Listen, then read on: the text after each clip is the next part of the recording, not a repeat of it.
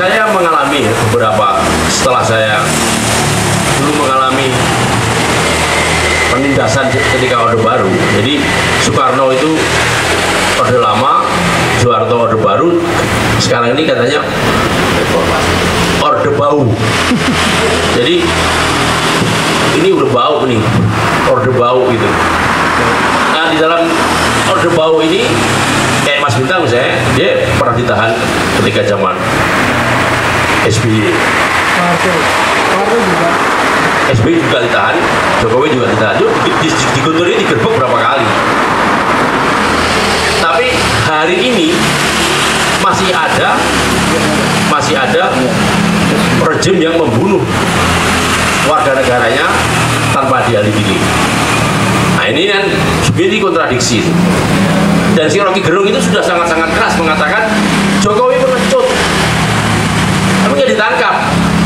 Coba misalnya yang ngomong kita, gitu loh. Kayak istrinya Yudi itu hanya mengatakan bahwa setiap hari Mokhtar-Yadi itu menipu rakyat, setiap hari, setiap minggu dia menipu Tuhan. Nah, dia kena undang-undang ITE, ya kan? Jadi ini tebang pilih itu sudah jelas-jelas. Nah, Rocky tadi Anda bilang kenapa nggak ditangkap? Rocky, ya dia kalau ditangkap dia, Rocky ini sekarang menjadi intelektual terkemuka ya. Satu, kedua dia juga tidak berpartai. Yang ketiga dia orang filsafat itu selalu dipandang sebagai wisdom. Jadi dia sebetulnya dalam rangka mensosialisasikan wisdom. Suatu hari Rocky ketika saya kritik di CNN, Rocky mengatakan dulu bahwa ini politemen, jadi dia mengutuk politemen. Terus saya gugat waktu itu. Sekarang bungkuk politemen gitu, melakukan itu. Nah dia bilang bedanya dulu aktornya Bruce Willis katanya gitu. Kalau sekarang aktornya gua gitu.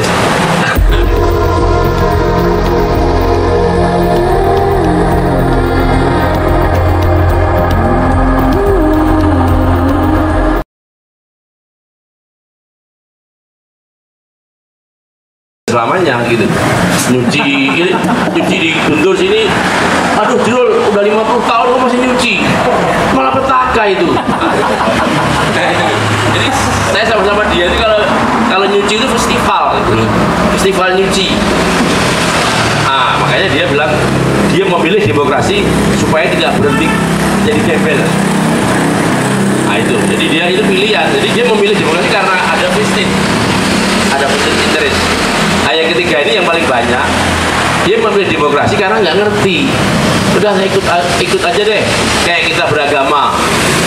Ya kan, kita masih kecil ya, kita ikut ayah kita, ikut ibu kita Islam, kita ikut Islam. Gitu loh. Nah, setelah kita mengerti dunia, baru kita belajar gitu. Nah, jadi ini juga persoalan gagalnya pendidikan kita. Jadi sejak tahun, misalkan ketika saya mahasiswa itu mata pelajarannya itu pengantar, serba pengantar gitu. Nah itu makanya Jokowi mengatakan sistem pendidikan kita bukan just in case, tetapi just in time. Kenapa? Karena kalau anak kita belajar 5 tahun di kampus, lulus udah basi teorinya gitu loh. Makanya dipilihlah Nadine, karena Nadine ini just in time. Jadi apa yang dihadapi hari ini. Nah nanti kalau mentok kita kembali ke kayak tadi Bung Labong, kembali ke sejarah gitu, bagaimana dulu Soekarno bikin sekret, bagaimana itu. Tapi kalau tidak mentok ya kita ke depan larinya, jalannya ke depan tidak ke belakang. Nah misalkan ya orang seperti saya misalnya, kenapa dulu saya memilih katakanlah kiri ya. Ketika saya jadi wartawan Tebu Ireng di Jombang itu, saya mau wawancarai Omah Irama. Omah Irama satu mobil sama saya pergi ke Krapiak, ke pesantren Krapiak, Ali Maksum. Terus si Omar Rama mengatakan, Pak Ali, kita ini orang Islam, Pak Ali. Kok takut sama Soeharto? Padahal kita punya surga. Orang-orang PKI itu nggak punya surga, nggak punya agama, nggak punya Tuhan, melawan Soeharto sampai titik darah penghabisan. Nah, ini yang makanya mungkin Soekarno mengatakan ini Islam Sontoloyo ini. Itu karena itu. Jadi, saya lihat jadi rejim ini selalu mengintervensi ya dengan konspirasi itu, demokrasi konspirasi itu. Dibangunlah pesantren, dibangunlah kampus-kampus Islam yang megah, tetapi cara berpikirnya masih cara berpikir kuno, cara berpikir yang irrelevan. Nah, ini soal kita. Jadi demokrasi yang substansi itu tidak akan bisa lahir di Indonesia. Karena apa? Karena kita cinta duit, gitu loh. Itu sebenarnya dalam bukunya Schumpeter ya, di dalam Sosialisme, Kapitalisme dan Demokrasi sudah dibicarakan bahwa kelak ya, nanti dunia itu yang disebut dengan politik itu hanya teknis saja, makanya sudah dipraktekkan di Mesir atau di Turki itu demokrasi hanya sampai di kota suara itu, setelah itu babak bunuh. Nah, gitu loh. Jadi karena itu karena apa? Karena rakyat kita ini tidak punya kesadaran yang baik, gitu loh. Jadi kita nanti tahun 2024 kalau misalnya Prabowo masih nyalon sama Puan Maharani atau Puan Maharani sama Jokowi masih nyalon, Jokowi akan menjadi apa namanya, wakil presiden. Nah, si Puan akan menjadi presiden. Jadi kita udah tahu tuh, atau nanti Ganjar. Jadi ini diotak-atik oleh oligarki itu, dan kita rakyat Indonesia yang sebagian besar masih susah itu, kayak Pak Yayan tadi nggak mau gitar karena digadein gitarnya. Itu gampang itu kalau kita iming-imingin dengan duit. Nah, itu demokrasi konspirasi itu seperti itu. Akhirnya kita nggak berdaya, yang menang ya Prabowo lagi sama si Puan saya. Kehidupan nggak berubah ya kayak gini ini. Nah, itu satu. Jadi kalau kemarin itu udah viral di dalam medsos itu, Profesor Dr. Arya Herianto nulis dari Melbourne, dia mengatakan bahwa sekarang ini yang mengatakan kebenaran itu dibully, gitu loh. Yang mengatakan kebenaran dibully, tapi kalau yang mendukung rejim, yang memuja-muja rejim, justru itu tidak dibully, gitu ya. Nah, ini soal, jadi seolah-olah mereka itu seperti tidak tahu apa itu otoritarian. Seolah-olah mereka tidak tahu apa itu otoritarian. Padahal langkah-langkah yang dilakukan oleh pemerintah sekarang ini jelas-jelas langkah-langkah otoritarian. Kita tidak, kalau si Ariel mengatakan ini bukan soal korbannya pahlawan atau bajingan, tetapi membunuh orang tanpa ada pengadilan terlebih dahulu, itu sudah sangat salah. Tapi itu tadi, jadi pendapat atau pikiran yang dirumuskan oleh seorang profesor doktor aja itu disangsikan gitu oleh sebagian rakyat Indonesia. Terus apa artinya sekolah gitu? Terus siapa yang mau dipercaya? Siapa yang mau dipercaya oleh bangsa ini? Nah, sekarang di negara-negara lain ya, dia menggunakan demokrasi ini, menggunakan situasi pandemi ini untuk menggerogoti demokrasi. Jadi kalau misalnya sekarang ini mana yang lebih penting? Demokrasi dulu atau pandemi dulu? Otoritarianisme atau melawan COVID? Nah, ini hal seperti ini yang sulit untuk dijawab. Jadi kalau saya tidak menggunakan saya tidak menggunakan istilahnya teori-teori ya, karena kita ini diskusi model aktivis saja. Jadi kalau kita mendahulukan demokrasi, itu penanganan COVID akan semakin lama, akan lamban. Karena kalau istilah Bang Hariman, kita harus bertemu dulu gitu. Tapi bertemu itu prosesnya nggak bisa. Jadi kalau seandainya yang memimpin itu kita, itu kita harus melakukan langkah-langkah yang tidak formal. Nah itu misalnya, saya kayak pemerintah melarang kita berkumpul karena COVID, tapi kita nggak nurut gitu. Nah, karena apa? Karena kita mau menggunakan hak kita sebagai warga negara untuk berbicara gitu. Nah, sementara pemerintah sendiri udah dalam situasi COVID, bantuan sosial dikorupsi dan pemerintahnya nggak berbicara gitu loh. Tidak bikin statement tentang koruptor yang melakukan korupsi bansos itu misalnya. Karena kebagian.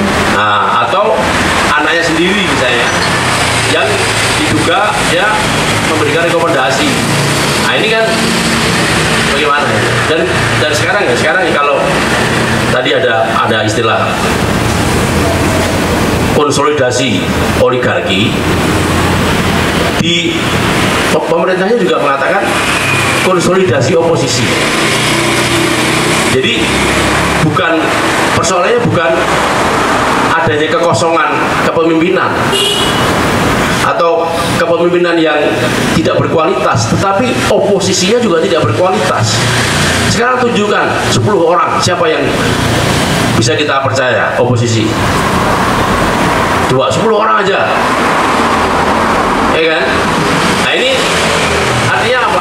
Artinya oposisi juga tidak terkonsolidir gitu. Nah ini yang membuat perjalanan kita semakin lama semakin jauh. Dan kalau ada istilahnya, saya nggak diambil dari mana, tapi ada kata-kata istilahnya itu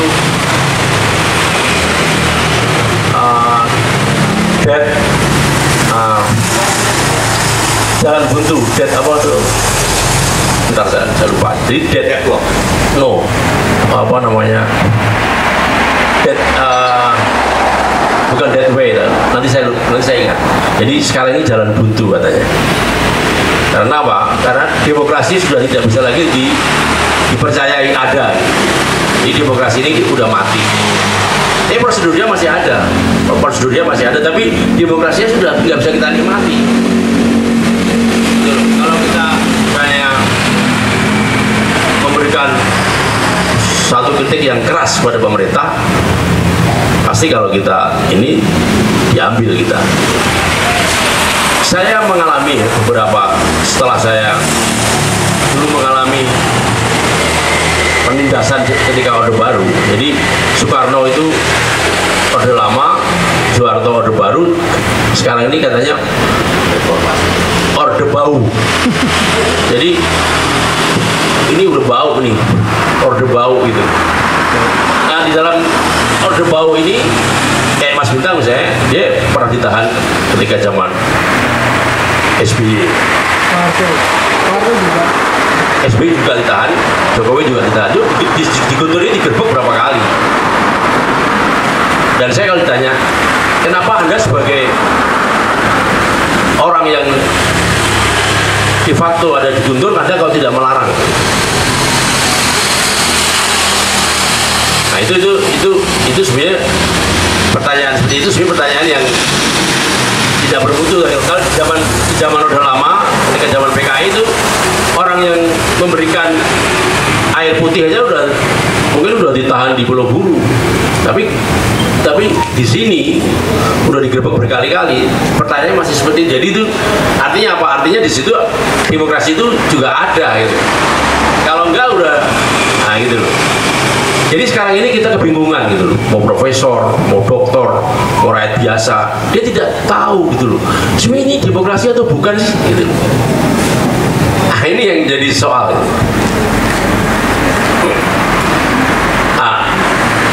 Sementara kalau dari pandangan istana itu, tidak ada jalan buntu, katanya begitu. Jadi kalau menurut mereka, saya kan ya, dulu Orde Baru hutang,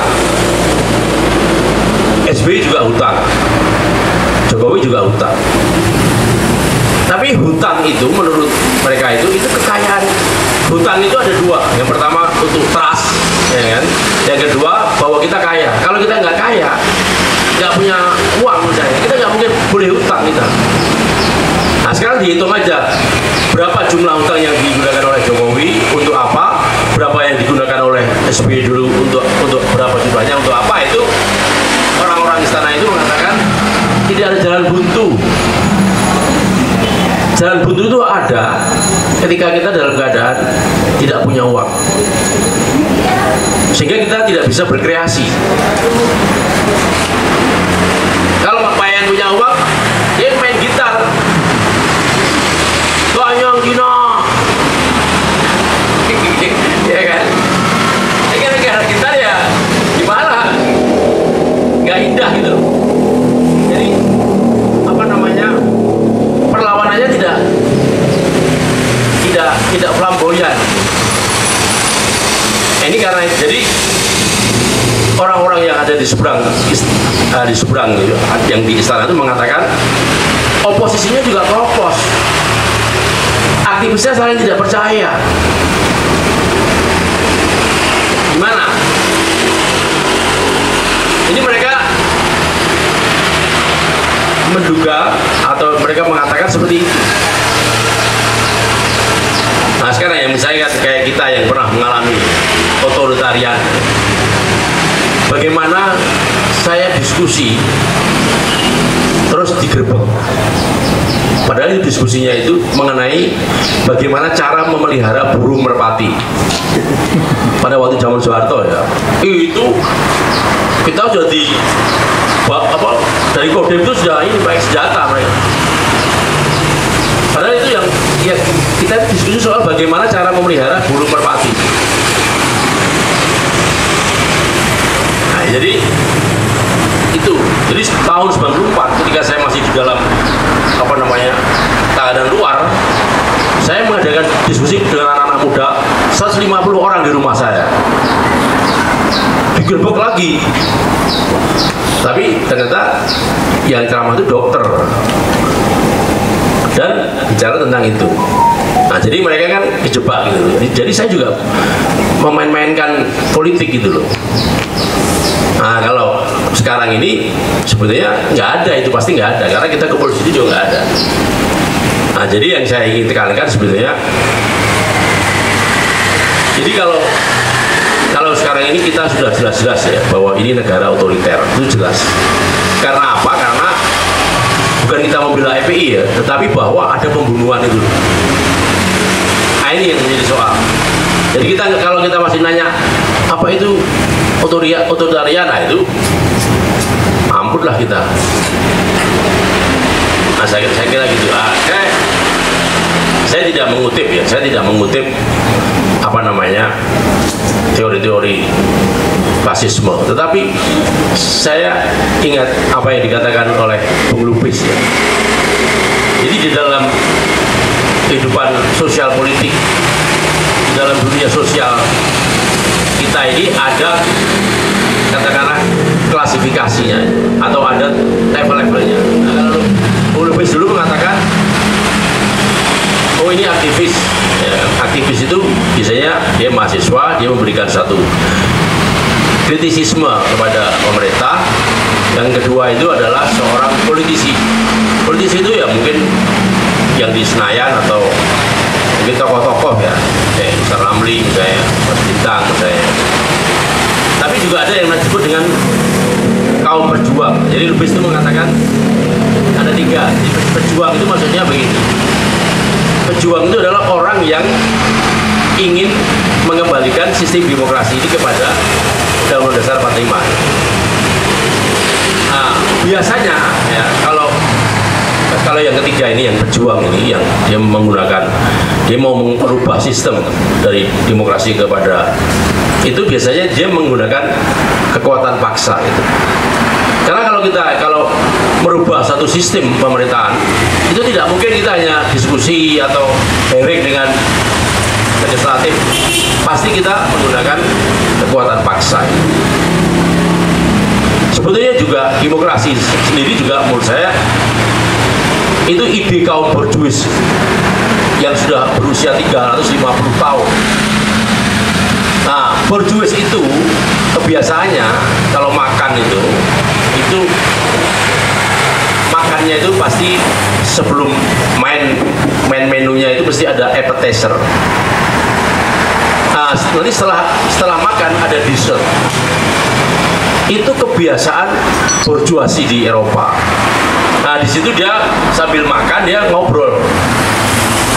Bagaimana sebetulnya sistem ini, sosial kita ini, ya. Terus kemudian semuanya harus inilah dikembangkan, gitu, harus ditumbuhkan. Tapi dengan itu tadi karakternya itu adalah bahwa mereka itu karena dilahirkan di dalam ruang makan yang lezat, yang nyaman, yang enak. Dia memiliki satu kesabaran yang cukup. Berbeda dengan diktatorisme kiri. Jadi kalau Lenin tidak mengakui itu, mau tidak mengakui itu. Karena apa? Karena demokrasi itu dilahirkan dari tempat yang enak. Nah, dan kita ini sekarang sudah 4 kali kita pemilihan umum secara ini, tapi hari ini masih ada rejim yang membunuh warga negaranya tanpa diadili. Nah, ini kan sebenarnya kontradiksi. Dan si Rocky Gerung itu sudah sangat-sangat keras mengatakan Jokowi pengecut, tapi nggak ditangkap. Coba misalnya yang ngomong kita, itu loh. Kayak si istrinya Yudi itu hanya mengatakan bahwa setiap hari Mokhtar Yadi itu menipu rakyat, setiap hari, setiap minggu dia menipu Tuhan. Nah, dia kena undang-undang ITE, ya kan? Jadi ini tebang pilih itu sudah jelas-jelas. Nah, artinya apa?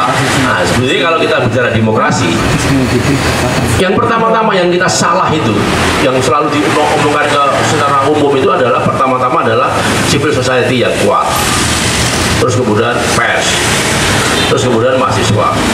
Tetapi tidak pernah dijelaskan secara ini bahwa di atasnya itu hukum itu sudah nggak ini. Jadi ketika kita di lapangan, misalnya kayak lawyer pembela klien, itu sudah diatur semua. Tapi bukan soal itunya, tapi bagaimana ini kok bisa lahir aturan seperti itu yang tidak pernah kita bicarakan. Nah, makanya orang seperti Mahfud itu bisa berkuasa berkali-kali karena dia mengetahui itu gitu. Dan mau. Dan mau. Jadi dia termasuk yang memilih demokrasi karena vested. Nah, Rocky tadi Anda bilang kenapa nggak ditangkap? Rocky, ya dia kalau ditangkap Rocky ini sekarang menjadi intelektual terkemuka ya. Satu, kedua dia juga tidak berpartai.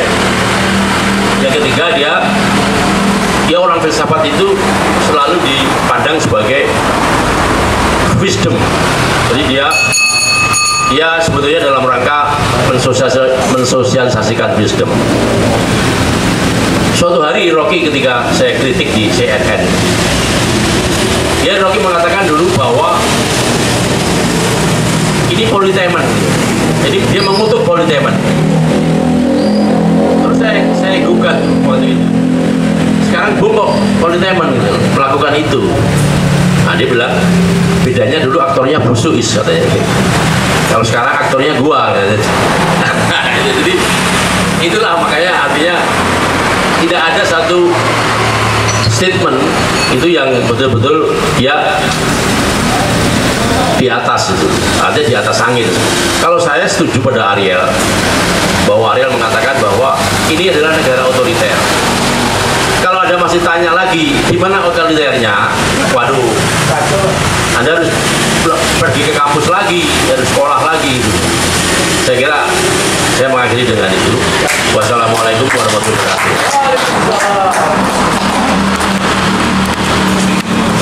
Saya baru dengar demokrasi konspirasi gitu. Saya pikir saya lebih tertarik membicarakan itu barangkali. Nanti Bung Adia karena Anda sering menulis itu. Tapi sebelumnya saya ini tadi kalau saya sebenarnya kalau dibilang kiri kanan tengah saya sudah selesai, tapi persoalan di bahasa ini tidak selesai gitu loh. Nah tadi masih sini mewakili kawan-kawan kita sosialis, kaum sosialis, belum tentu kiri juga ada tengah juga gitu. Nah ini lep gitu. Nah ini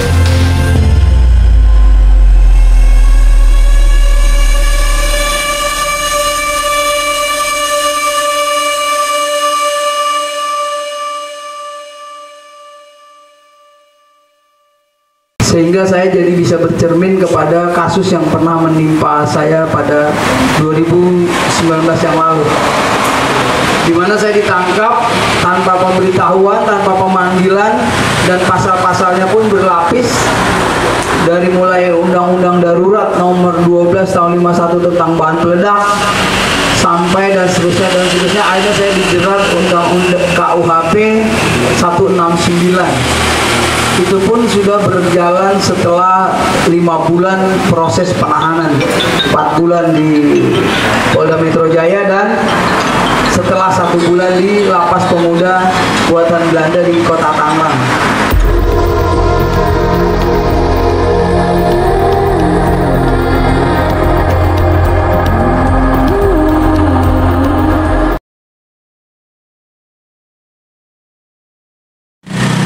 Nah ini Bang Jali pengalaman di penjara di eranya Jokowi sebagai korban, aktivis korban. Dan kalau saya kemarin menulis, saya menggolongkan Habib Rizik itu mewakili representasi aktivis progresif kanan. Nah, mungkin Bang Jali barangkali bisa bercerita soal itu. Karena yang banyak ditangkap sekarang ini yang ke kanan-kanangan gitu loh, ya kan. Saganda kan ngomong bela-bela Habib Rizik, tangkap, ya kan. Jumhur bela kemarin 02, ya kan. Sekarang ditangkap. Nah ini Bang Jali bisa menjelaskan barangkali, memberikan perspektif situasi yang dihadapi orang-orang kayak Bang Jali gitu. Saya persilahkan Bang Jali. Baik. Ya, terima kasih Bang Lapok. Assalamualaikum warahmatullahi wabarakatuh. Yang saya hormati para senior kita, Pak Indrajit, Pak Adian, dan Bang Isti yang sudah hadir dan berkenan memberikan pencerahan kepada kita semua tentang demokrasi yang unik ya. Saya bahkan menyebutnya 2019 ini adalah demokrasi hitam. Saya ingin menyampaikan innalillahi wa inna ilaihi rajiun. Ada 4 peristiwa duka yang paling mendalam buat bangsa kita pasca pemilihan umum 2019. Yang pertama, saya masih melihat ada efek dari pemilu 2019. Sering saya menyebutnya bahwa ini adalah sebuah residu pemilu. Ini kita masih tetap berduka. Yang kedua, yaitu maraknya tindakan-tindakan koruptif, bahkan terbuka dan sangat besar, serta dilakukan oleh pejabat negara, baik itu korupsi bansos serta korupsi anggaran pembangunan negara yang menggunakan uang negara, tentunya harusnya berorientasi pada kepentingan rakyat. Dan yang tidak kalah penting, yang ketiga itu adalah fenomena dunia COVID. Kita bersedih sekali karena COVID sampai hari ini masih berlangsung di seluruh dunia, khususnya di Indonesia. Nah, terakhir di akhir tahun 2020 ini sangat menarik buat para pejuang muslim khususnya, dengan tragedi berdarah ditembaknya 6 syuhada Laskar FPI tanpa sebuah proses peradilan. Yang terakhir, yang paling menyayat umat Islam dan bangsa Indonesia umumnya, yaitu ditangkapnya seorang ulama, dalam hal ini Imam Besar Habib Rizik Syihab. Saya banyak mengikuti, menyimak, membaca dan melihat di beberapa stasiun televisi. Ini satu hal yang sangat memilukan ya, sehingga saya jadi bisa bercermin kepada kasus yang pernah menimpa saya pada 2019 yang lalu, di mana saya ditangkap tanpa pemberitahuan, tanpa pemanggilan, dan pasal-pasalnya pun berlapis, dari mulai Undang-Undang Darurat nomor 12 tahun 51 tentang bahan peledak sampai dan seterusnya. Akhirnya saya dijerat Undang-Undang KUHP 169. Itu pun sudah berjalan setelah 5 bulan proses penahanan, 4 bulan di Polda Metro Jaya dan setelah 1 bulan di Lapas Pemuda Buatan Belanda di Kota Tangerang. Nah, yang paling menyesakkan dada adalah kita semua dididik, disekolahkan sejak SD itu. Saya kadang juga jadi berpikir dan merenung, apakah Bang Jalil Pitung yang salah menafsirkan atau guru SD saya nih yang salah mengajarkan peribahasa. Dulu kita punya peribahasa, berani karena benar, takut karena salah. Betul ya Bang Lapong ya? Nah, sekarang orang benar itu justru takut berbicara. Maka sering saya mengatakan kepada teman-teman aktivis, jangan pernah berhenti untuk menyuarakan kebenaran. Allahu Akbar. Allahu Akbar. Karena apapun itu, kebenaran akan tetap menang. Cuma mungkin waktu dan fase-fasenya yang harus diikuti sesuai dengan perjalanan waktu. Seperti bagaimana senior kita bilang tadi, Bang Isti, beliau berjuang sebagai aktivis dari mulai Orde Baru, kemudian sampai Orde Reformasi. Nah, Orde Reformasi diharapkan demokrasi ini bisa berjalan dengan baik, berjalan secara hakiki, secara esensial. Maka saya mendukung apa yang dikatakan Bang Isti tadi, bahwa demokrasi saat ini adalah demokrasi yang konspiratif. Bahkan saya lebih ekstrim menyebutnya ini hanya demokrasi hanya basa-basi. Jadi secara esensial demokrasi kita ya nyaris tidak ada. Contoh misalnya, pemilu adalah salah satu gerbang bagaimana masyarakat menyalurkan aspirasinya, suaranya melalui pintu yang disebut pemilihan umum. Nah, ini adalah salah satu implementasi dari sistem demokrasi. Tapi apa yang kita lihat, apa yang kita capai, dan apa yang kita rasakan dan kita lihat saat ini adalah ya seperti itu. Maka dari itu saya bersama teman-teman melalui organ taktis pada saat itu berusaha untuk melakukan gugatan-gugatan terhadap dugaan pemilu curang. Nah, implikasi dari itu adalah saya menduga ini ada rasa kekhawatiran penguasa terhadap ungkapan-ungkapan kebenaran dari masyarakat, baik itu melalui para aktivis maupun para politisi, bahwa kebenaran itu harus dikedepankan. Sementara presiden sudah diputuskan sebagai pemenangnya adalah Jokowi. Kemudian berkembang dan berkembang, yang paling menyedihkan adalah lahirnya Undang-Undang Omnibus Law. Nah, ini sebuah undang-undang, bukan kata saya ya, kata para pakar, para doktor, para ahli hukum tata negara, bahwa Undang-Undang Omnibus Law ini dilahirkan sesar. Betul ya Bang Lapong? Jadi sistem presidensial kita nyaris saya duga sudah disfungsi. di mana lembaga legislatif yang semestinya jadi lembaga pengontrol tapi cenderung menjadi lembaga pengkatrol.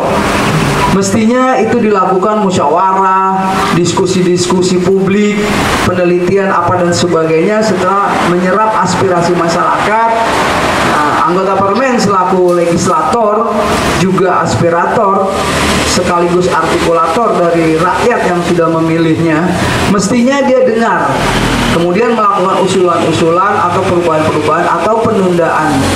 Nah, menyimak apa yang sudah dibacakan di beberapa media yang dituangkan, saya melihat Omnibus Law ini sebuah pengkhianatan terhadap cita-cita proklamasi, di mana proklamasi itu bercita-cita mensejahterakan rakyat menuju masyarakat yang adil dan makmur sesuai dengan sila yang kelima. Nah, kita semua sepakat selalu mengumandangkan tentang istilah jargon-jargon 4 pilar. Yang pertama adalah Undang-Undang Dasar 1945. Maksud saya yang pertama adalah Pancasila, yang kemudian dijabarkan melalui Undang-Undang Dasar 1945, kemudian menjaga pluralisme, kebinekaan, Bhinneka Tunggal Ika, serta menjaga negara kesatuan Republik Indonesia. Jadi saya mengatakan kita sepakat berdasarkan Undang-Undang Dasar 45.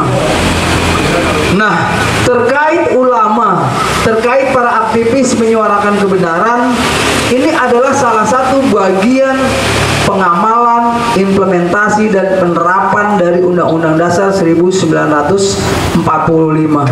Maka setiap aksi-aksi saya selalu mengatakan tidak ada satu hukum, peraturan dan perundang-undangan di Indonesia yang melarang orang berkumpul, berserikat, menyampaikan pendapat melalui unjuk rasa. Akan tetapi ada celah-celah lain yang dapat digunakan untuk menjerat saya, yaitu itulah nasib saya pada tanggal 10 Oktober 2019 saya ditangkap tanpa dasar hukum yang saya ketahui awalnya.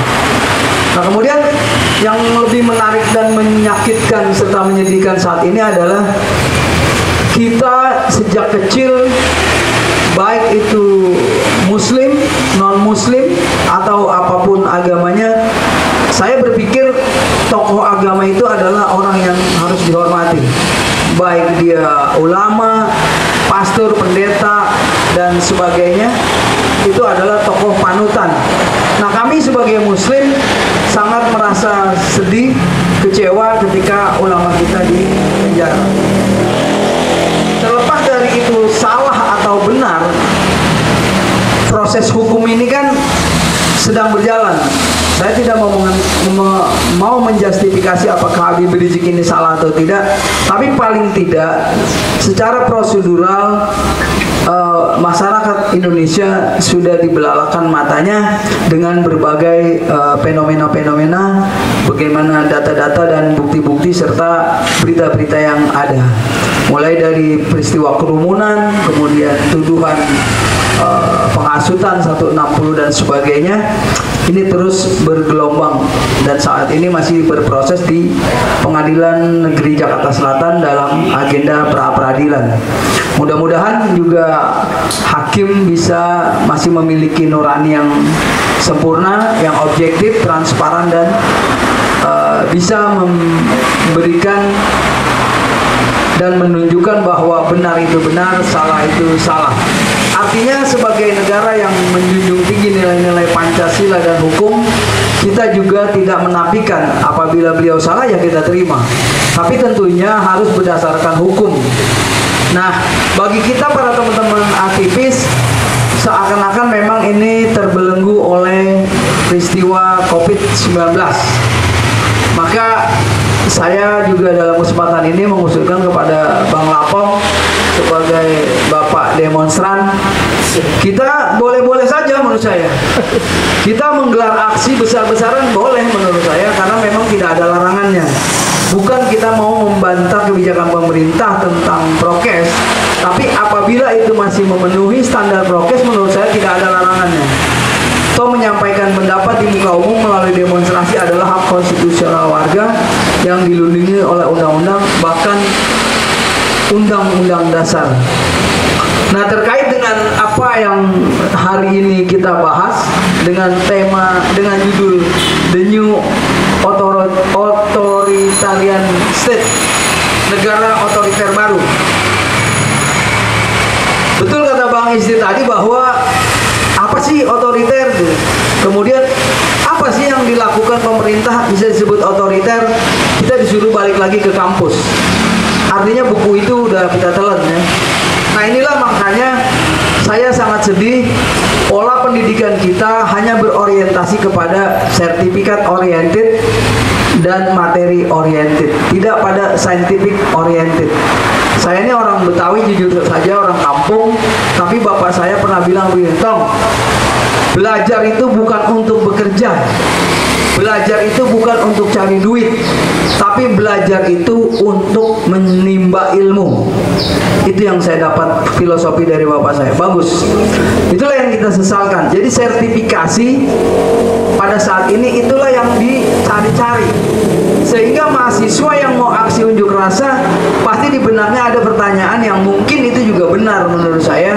Kamu mau lulus atau mau aksi? Kamu mau lulus atau kamu mau protes? Sebenarnya tindakan aktivis ini kan tindakan-tindakan yang menurut saya tindakan yang korektif ya. Karena menurut saya kritik adalah cermin yang objektif. Justru pujian-pujian itulah yang menjerumuskan. Contoh misalnya, suatu saat Jokowi bisa saja terjerat dengan berbagai persoalan yang selama ini dilakukan karena tidak adanya sistem kontrol, sistem koreksi dan korektif dari, mohon maaf, saya menyebutnya ini para anggota parlemen kita yang seharusnya menyuarakan suara rakyat. Saya menduga ini nyaris sudah terjadi disfungsi parlemen. Maka itulah yang menyebabkan terjadinya hukum kausalitas. Kita turunlah jadi sebagai anak-anak jalanan, aktivis-aktivis jalanan yang menyuarakan suara kebenaran berdasarkan konstitusi negara.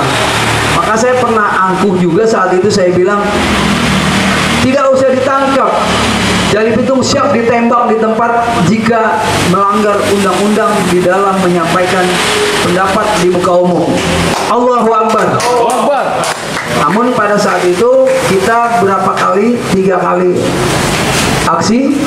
Mulai dari yang pertama saya 30 Agustus pasca 22 Mei yang dikatakan Jakarta sangat mencekam, tidak boleh unjuk rasa. Saya berontak, saya bilang tidak ada larangan orang menyampaikan unjuk rasa.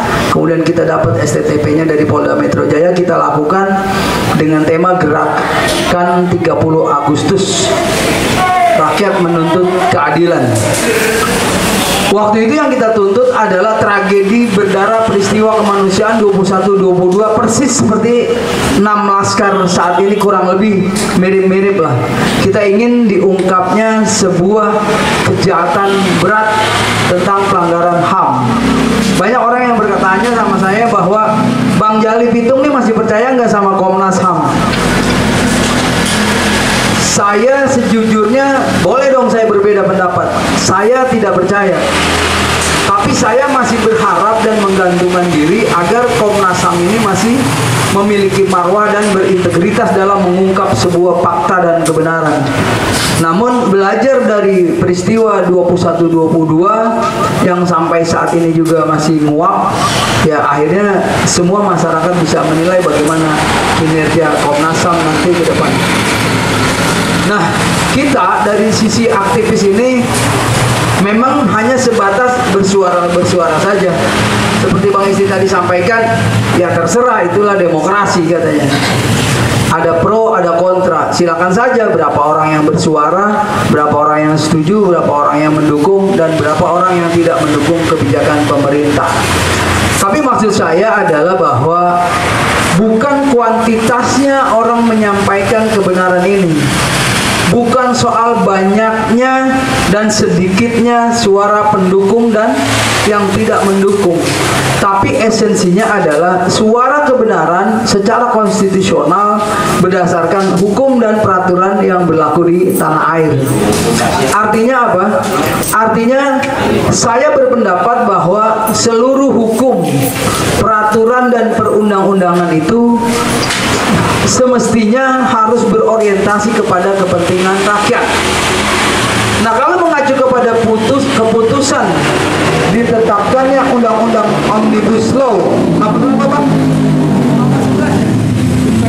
Omnibus Law nomor 11 tahun 2020, ini mengacu kepada sistem presidensial, maka ya dinyatakan sah secara konstitusional, betul ya? Karena telah disetujui oleh anggota DPR.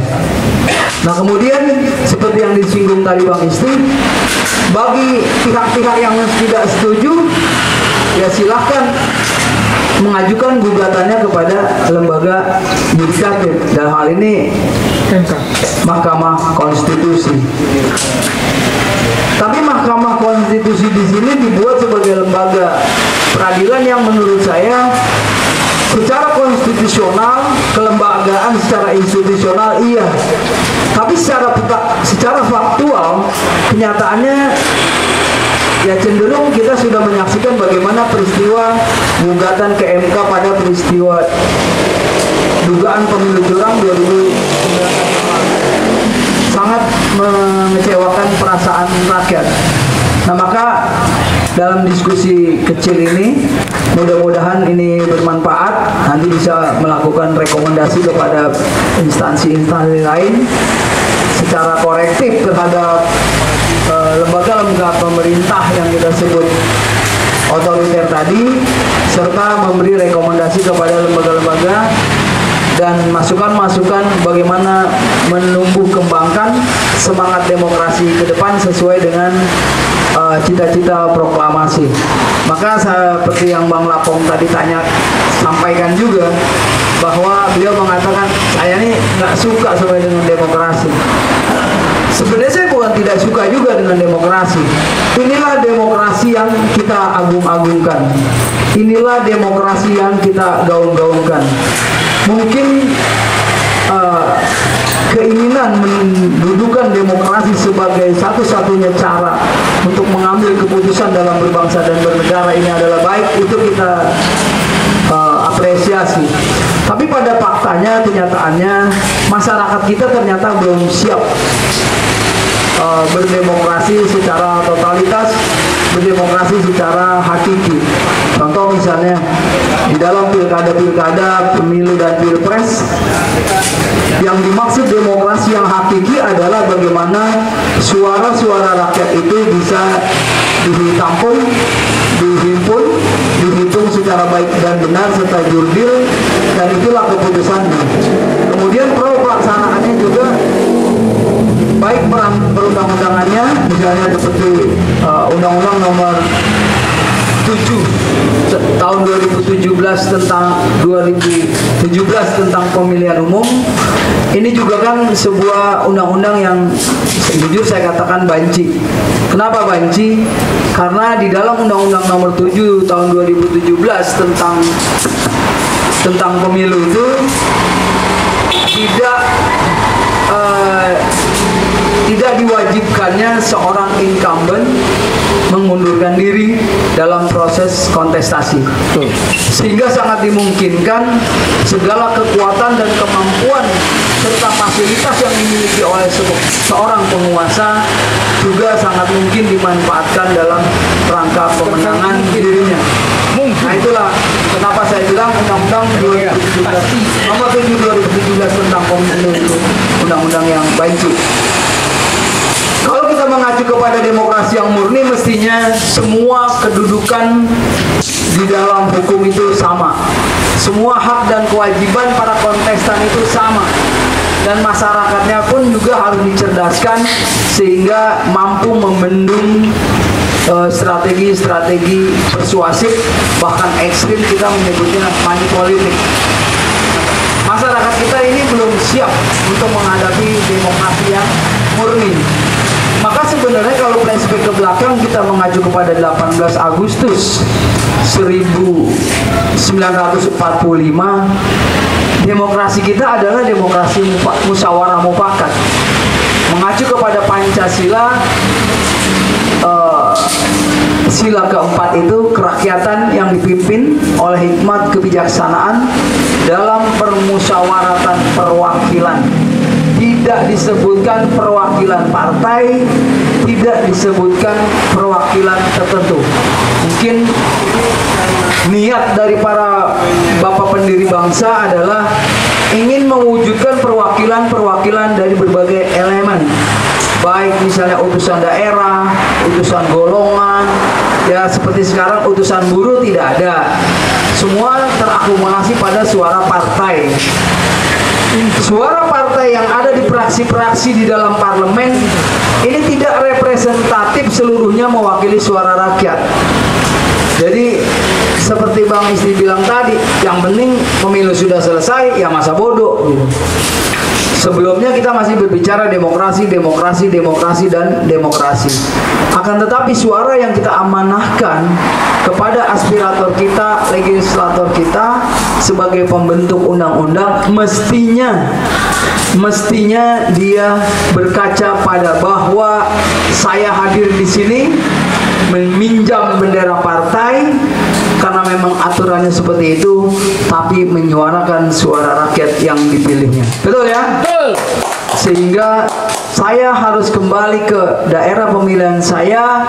Bagaimana bapak-bapak, bagaimana ibu-ibu, saya ini duduk di sini bukan karena saya, tapi karena bapak-bapak semua.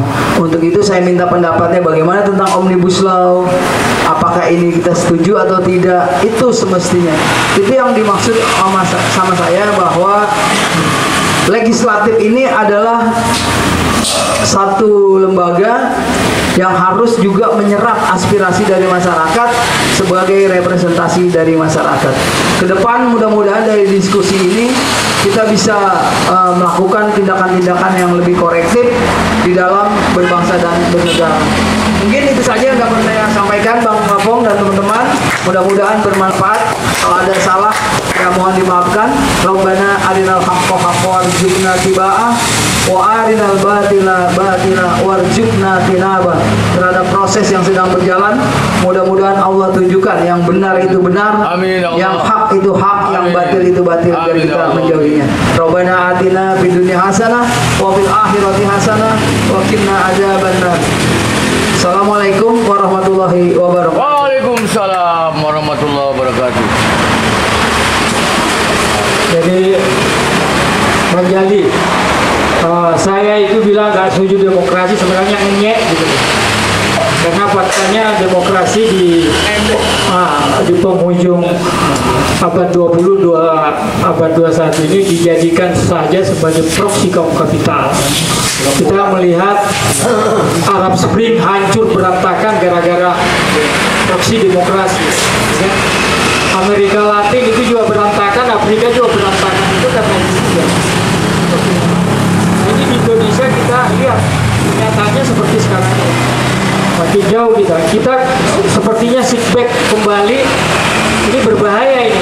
Sama dengan tahun 49, tahun 50 sampai Bung Karno kembali ke Undang Dasar 45 baru mulai stabil lagi, dilanjutkan oleh Bung Karno. Kalau enggak, kita udah lama nih cara berain. Nah ini yang ketidaksetujuan saya dengan demokrasi itu. Jadi perlu kita cari suatu pola, suatu rumus, ya kan? Yang kira-kira yang pas untuk kita. Karena buktinya apa? Cina juga bisa maju tanpa demokrasi, dan itu cepat, ya? Tidak pakai demokrasi, dia hanya pinjam kapital saja, demokrasinya diinjak gitu, ya? Cuma persoalannya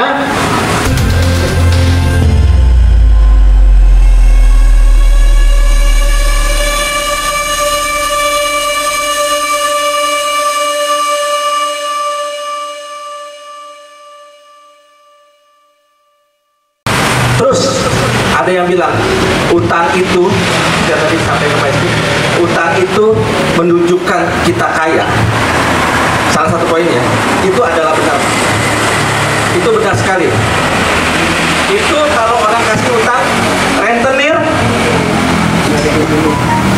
riba itu itu pasti bilang boleh utangin karena hartanya banyak. Sampai saat ini, sampai ke urusan Bu Mensos ke lokasi tunawisma dan sebagainya, itu ada tim namanya think tank. Kalau di pusat kekuasaan ada think tank karena mereka nyaman, think tank kita di oposisi siapa? Pada saat kejadian 6 Laskar yang membuat air mata kita 3 hari 3 malam tidak berhenti setiap kali memikirkan hal itu ada think tanknya untuk bagaimana merubah skenario. Makanya kan lompat-lompat. Tapi think tank ini tidak sampai di situ. Think tank ini sangat pandai piawai membuat alur cerita menjadi terdistorsi seolah-olah dengan berlalunya waktu kalian juga nggak bisa buktiin. Padahal jangan lupa catatan yang sedang dikumpulkan, yang telah dikumpulkan, dan yang telah ada di tangan kekuatan membela kebenaran ini. Dan saya dengar Pak Amin Rais juga mau buat TGPF-nya. Itu datanya komplit. Jadi satu-satunya adalah kita harus kembali kepada apa yang ada di harta di Indonesia ini. Satu bang, satu ibu, yaitu ratusan suku yang eksis di Indonesia ini. Melalui suku-suku inilah yang mempersatukan Nusantara ini, kita jadikan satu. Caranya, nah sekarang seperti yang disampaikan oleh Pak Jalil, bahwa yang takut berani berkata, berani karena benar, takut karena salah tadi yang dikatakan itu, justru orang jadi sekarang yang salah berani malah ngancem. Saya sampai sudah buatkan deklarasi hashtagnya. Foto dong. Kalau berkenan, foto di belakang saya.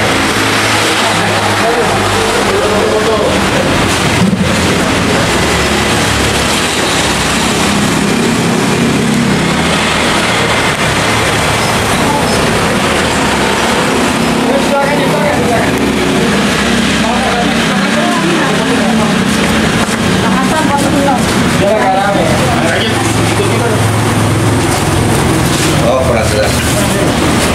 Jelas ya, Pak? Ya. Saya bawa Indonesia kembali.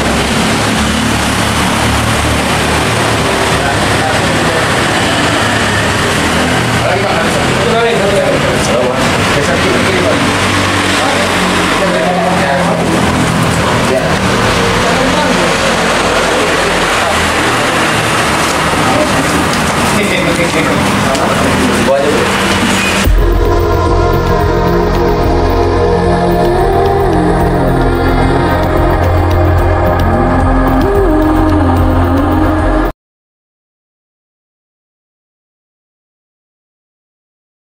Yang kira-kira yang pas untuk kita.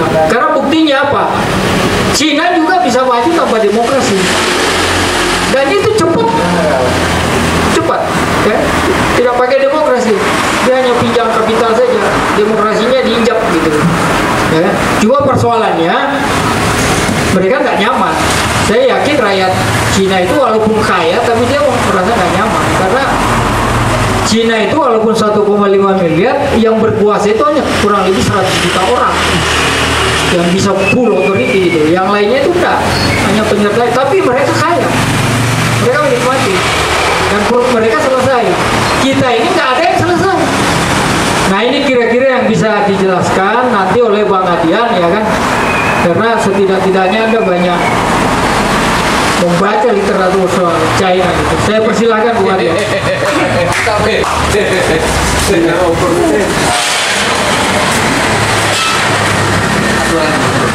Aturan kesehatan itu masih harus saling menjaga.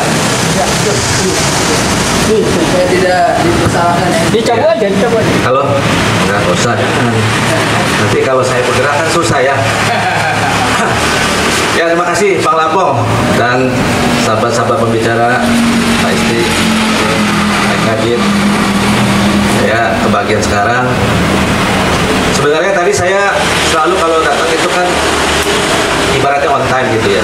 Tapi tadi sedikit harus pelan. Karena tadi saya ada lihat di pinggir jalan itu tunawisma. Jadi Tunawisma itu saya deketin dulu. Saya diri di situ. Harapan saya Pak Ibu Menteri datang. Mensos gitu. Jadi kan lumayan gitu ya. Kalau dulu saya ketemu Mensos supaya dapat dukungan untuk nolong orang susah. Kalau sekarang saya deketin orang susah, Mensosnya datang gitu. Kan asik ya. Jadi kira-kira gitu intermezzonya Pak. Jadi memang ini keunikan di awal tahun. Dan satu keprihatinan kembali penyajian seperti itu di ruang publik yang netizen itu udah cerdas-cerdas gitu. Nggak penting netizen itu pro kiri pro kanan, kalau yang begitu adalah dagelan. Ya tentunya kalau yang bayaran kita nggak sebut ya.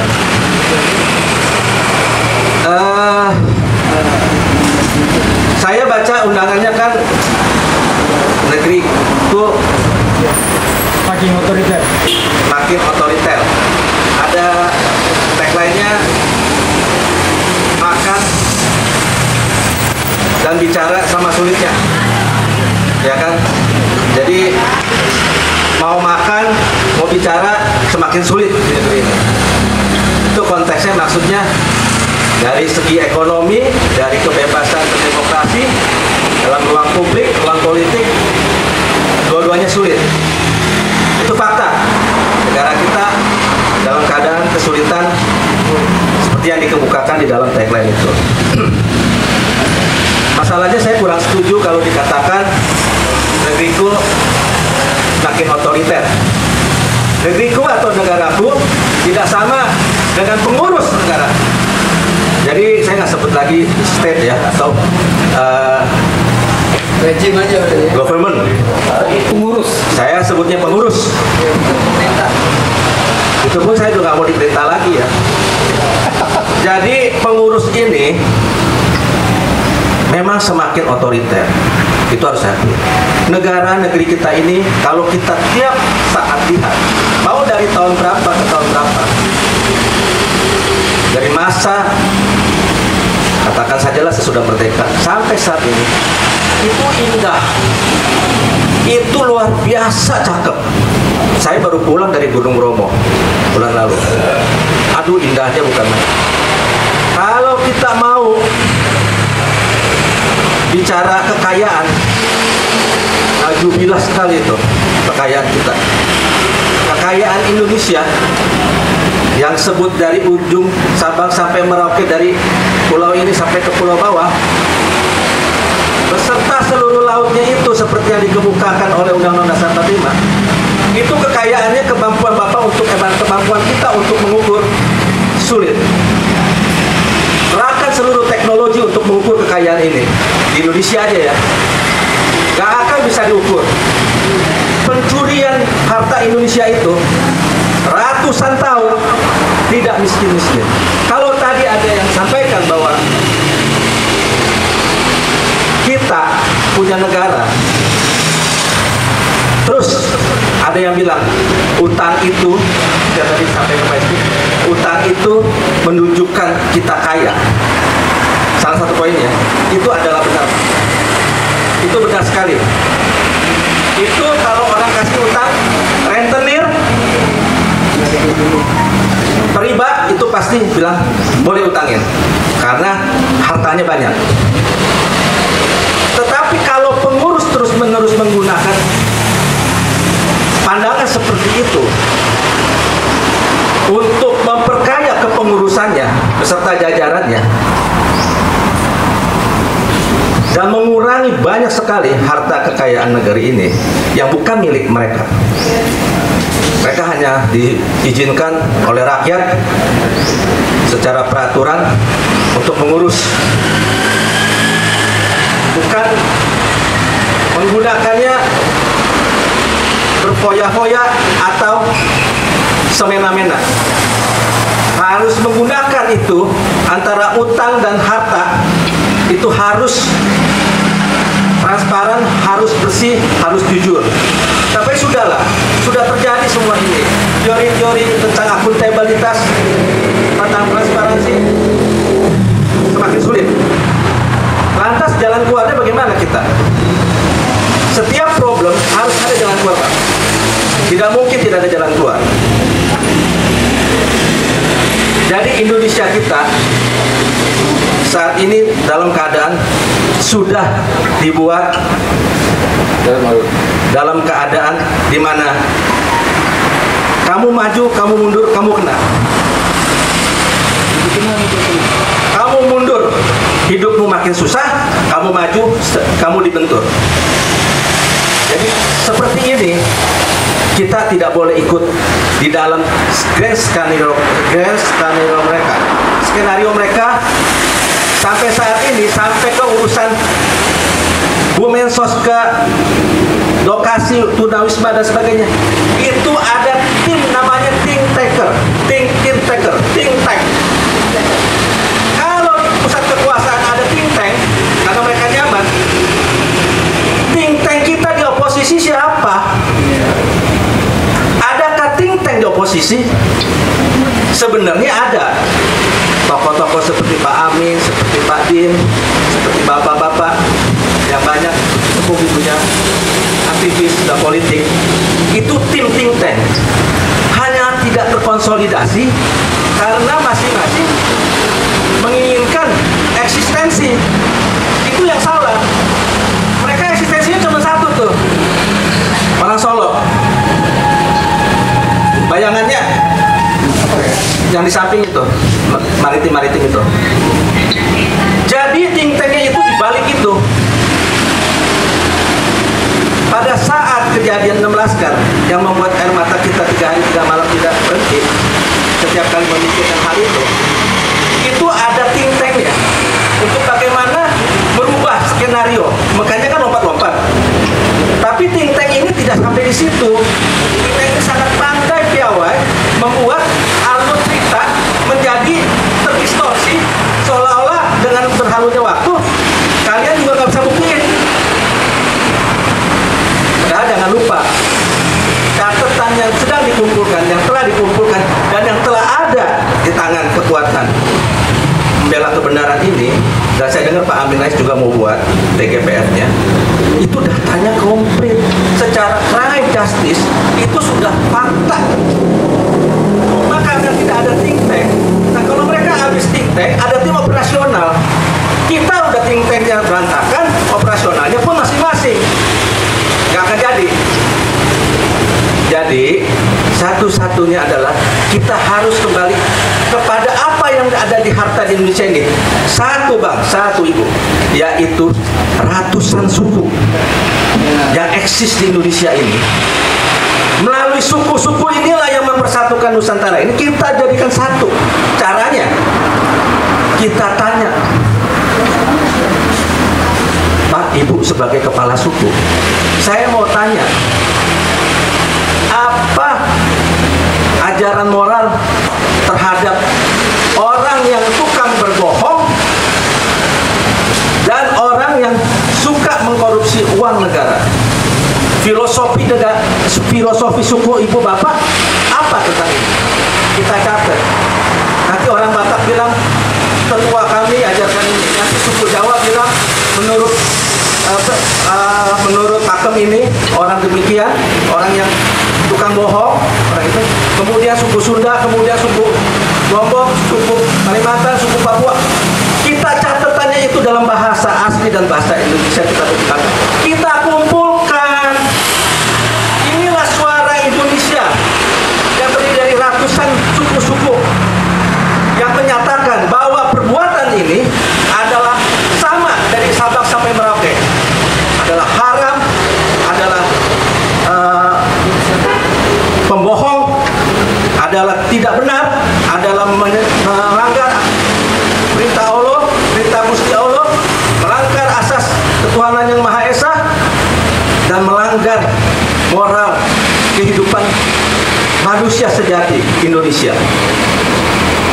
Itu harus ada yang koordinir, itu harus ada yang pimpin, sehingga dengan menyatukan suara suku-suku ini tentang moral pembohong, tentang moral koruptif di Indonesia ini, baru kita bisa bikin satu kebersamaan.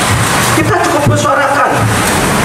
Kita bukan mau menyerang pengurus mesti tahu ini fakta, mereka bicara.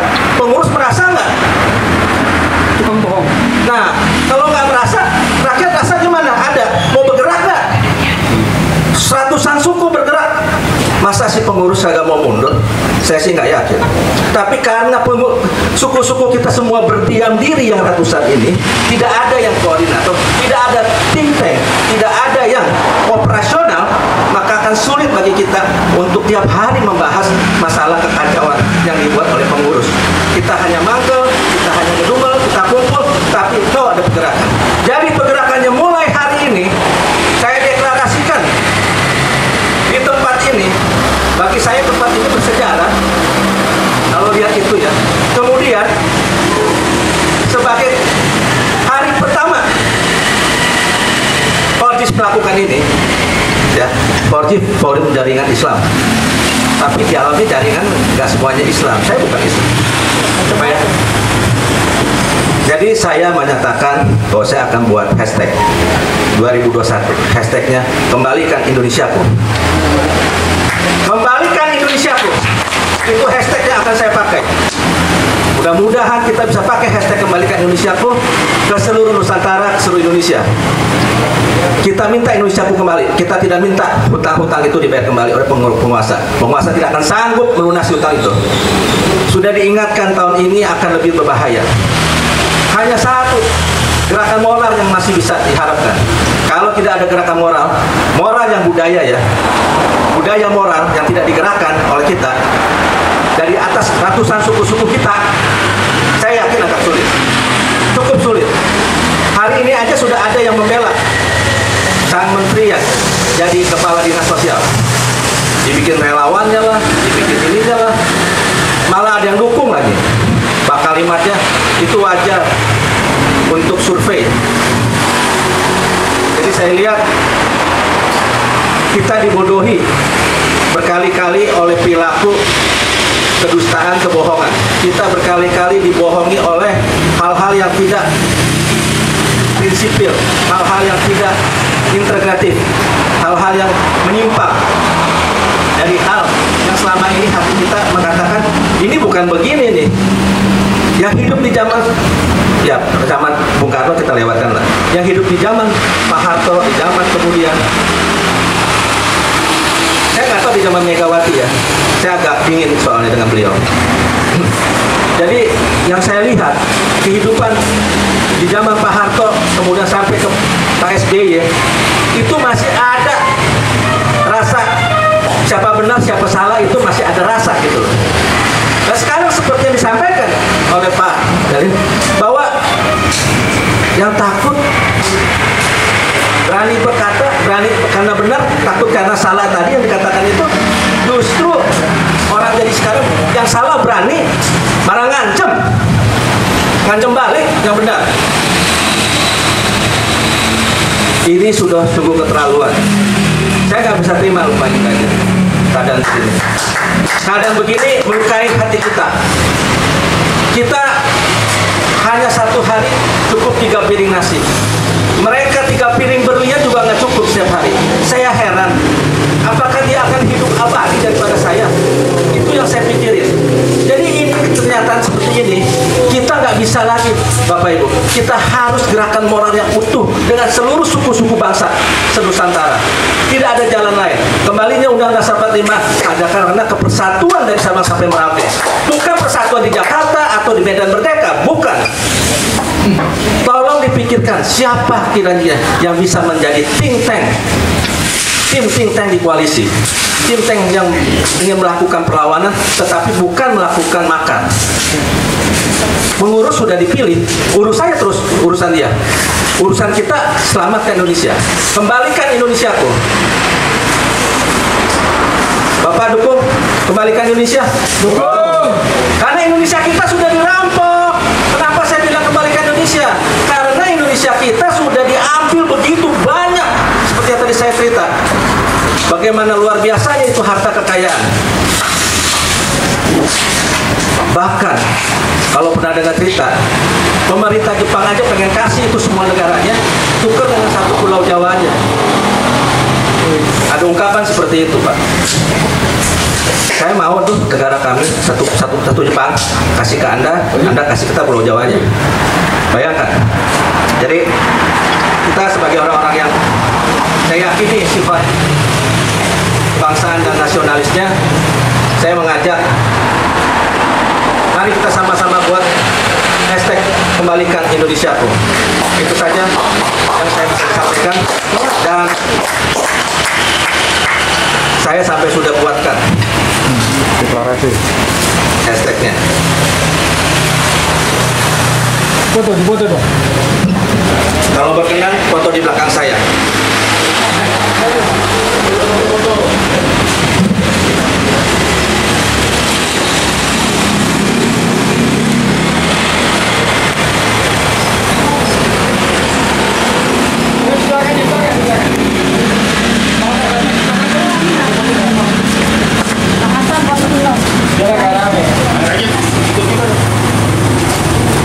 Oh, kurang jelas. Jelas ya, Pak? Ya. Saya bawa Indonesia kembali.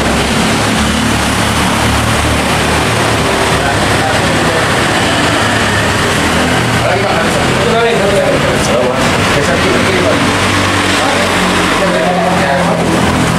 Ya.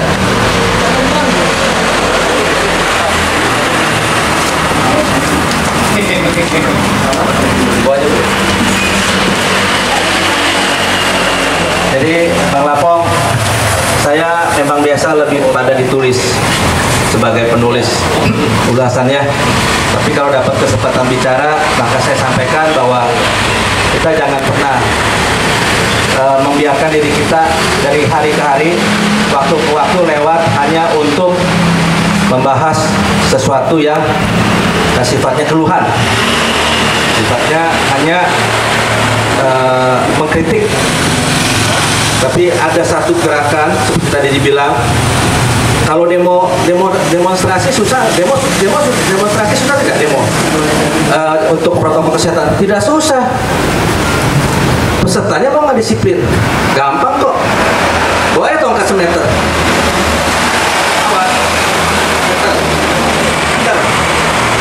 Semeter.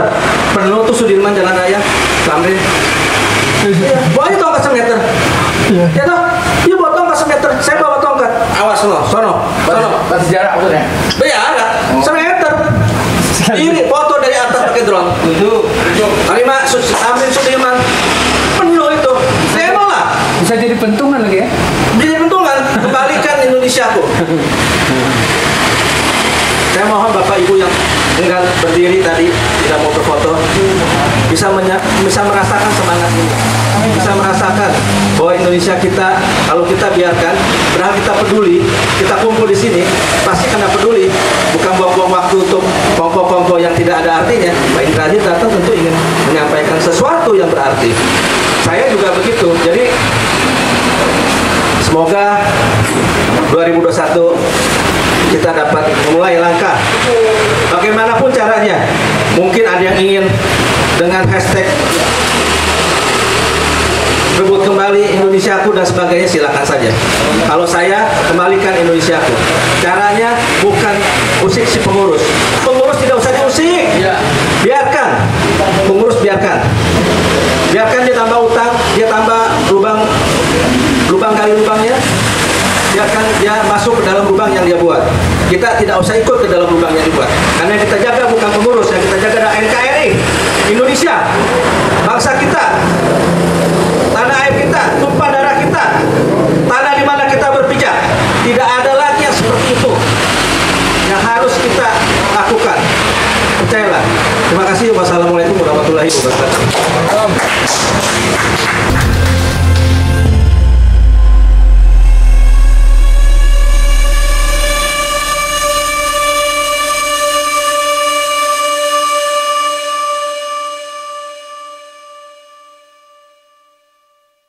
Nah, sekarang sampai ke Indonesia. Kalau orang takut FPI, orang takut PKI, itu sebetulnya kan hanya cangkang aja.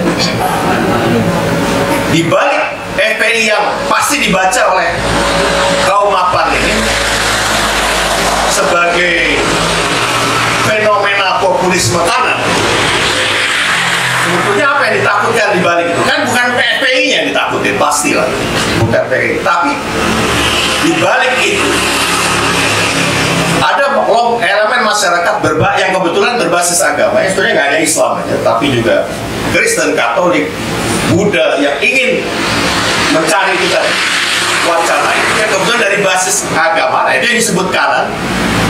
Nah, tapi karena dia tahu betul bahaya dari strategi wacana dari jalur ini, maka dikembangkanlah satu isu khilafah, fundamentalisme Islam, Wahabi.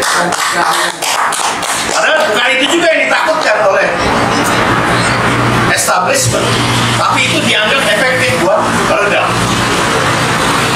Nah, bagaimana yang kiri? Yang kiri itu yang ditakutin bukan komunisme atau PKI, tapi populisme kiri yang dimaksud di sini. Potensi strategi diskursus yang lahir dari nasionalisme kerakyatan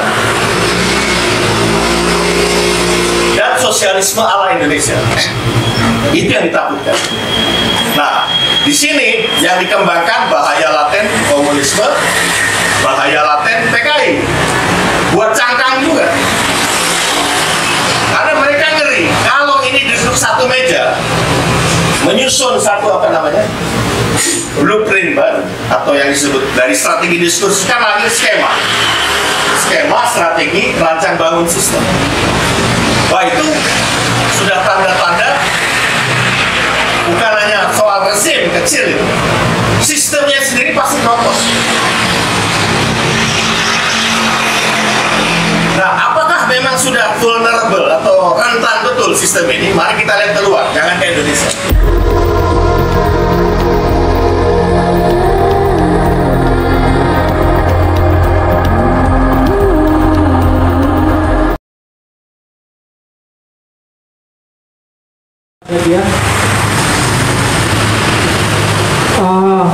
Iya ya, kita sudah sulit. Yang benar itu siapa, yang salah itu apa yang benar, apa yang salah itu udah kabur. Nah, yang salah orang rame-rame bilang, ya. Sebenarnya nggak salah juga sih yang salah gitu loh. Rame-rame bela kawannya yang salah gitu loh. Yang salah yang karena yang benar tidak berani bela yang benar gitu loh. Mungkin itu berarti. Nah, tadi ada pembicara menarik sebelumnya dengan Mas Indrajit. Saya tanya, bangsa ini, negeri ini sekarang apa sudah di mana gitu, rapid lagi, merah, kuning atau hijau? Mas Indrajit jawab kita sudah berada di posisi warna kuning. Nah, ini yang menarik. Mudah-mudahan Mas Indrajit bisa menjelaskan karena beliau adalah pakar geopolitik. Saya persilakan Mas Indrajit. Beri aplaus untuk Mas Indrajit.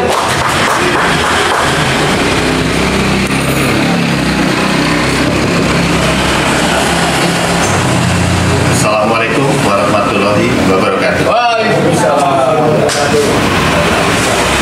Mungkin saya sebagai pembicara yang giliran terakhir, saya lebih mau coba mengembangkan yang tadi sudah disampaikan Mas Isti tadi tentang hambatan yang real kita hadapi sekarang ini kan demokrasi prosedural dan demokrasi konspiratif. Tapi sebelum saya mencoba membedah lebih jauh, saya teringat dari zaman mahasiswa itu kalau mempelajari sejarah pemikiran tokohnya, itu selain pemikirannya itu sendiri, yang teks yang dia tulis atau dia omongkan atau apa itu, ada sejarah biografinya dia sendiri. Nah, salah satunya yang karena Bung Isti tadi kan menyinggung soal zaman waktu ditangkap itu kan banyak mengedarkan buku-buku dari referensi kiri. Jadi saya teringat pada Karl Marx yang boleh dibilang induk dari pemikiran-pemikiran kiri dengan segala variannya. Yang menarik itu di sejarah pemikirannya, sejarah kehidupannya itu sendiri.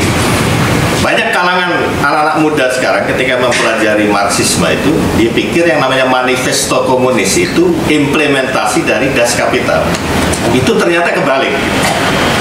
Jadi 1847, 1848 itu persis kayak kita sekarang ini yang dibilang Mas Adian tadi. Kita udah nggak bisa terima ini.